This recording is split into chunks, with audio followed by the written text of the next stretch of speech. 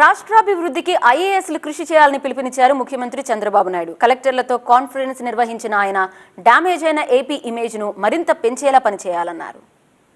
ఇప్పటికే శాఖల వారీగా శ్వేతపత్రాలు విడుదల చేసి రాష్ట్ర పరిస్థితిని ప్రజల ముందుంచిన ఏపీ సర్కార్ భవిష్యత్ కార్యాచరణపై ఉన్నతాధికారులతో భేటీలు మొదలుపెట్టింది. అందులో భాగంగా జిల్లాల కలెక్టర్లతో కాన్ఫరెన్స్ నిర్వహించిన CM Chandrababu, deputy CM Pawan Kalyan శాఖల వారీగా స్పష్టమైన ఆదేశాలిచ్చారు. విద్యాశాఖపై అధికారులకు సూచనలిచ్చిన చంద్రబాబు డ్రాప్ అవుట్ సంఖ్య 0కు చేరాలని చెప్పారు. జీఈఆర్ పెరగాలని, పిల్లలందరూ బడిలో ఉండాలని సూచించారు. ఇక నుంచి విద్యార్థులను విజ్ఞాన విహారయాత్రకు తీసుకువెళ్లాలన్నారు. వ్యవసాయం, హార్టికల్చర్ శాఖపైన కీలక సూచనలు చేశారు చంద్రబాబు. వ్యవసాయంలో డ్రోన్ల వినియోగం పెంచాలన్నారు. అటవీ విస్తీర్ణం పెంచి వర్షపు నీటి సద్వినియోగానికి చర్యలు తీసుకోవాలని ఆదేశించారు. నిరుద్యోగం, ఉపాధి అవకాశాలపై చర్చించిన సీఎం, డిప్యూటీ సీఎం వర్క్ స్టేషన్లు క్రియేట్ చేసి ఇన్నోవేటివ్ స్కీమ్ల ద్వారా 5 నుంచి 10 లక్షల మందికి ఉపాధి కల్పించేలా చర్యలు తీసుకోవాలని అధికారులకు దిశానిర్దేశం చేశారు. పరిశ్రమల శాఖకు సంబంధించి ఈజ్ ఆఫ్ డూయింగ్ లో మొదటి స్థానంలో ఉండాలన్నారు సీఎం.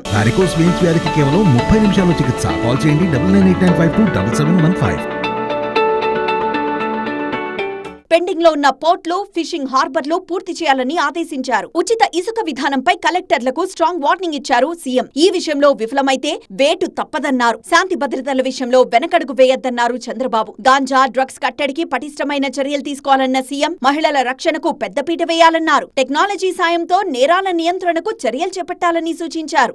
ఒక విషయం మీరు గుర్తుపెట్టుకోవాలి, టెక్నాలజీ ద్వారా ఇన్వెస్టిగేషన్ చేస్తే అన్ని దొరుకుతారు, ఎవడు తప్పించుకోవాలండి. అందుకే చెప్తాను, శాండ్ విషయంలో కూడా నో కాంప్రమైజ్.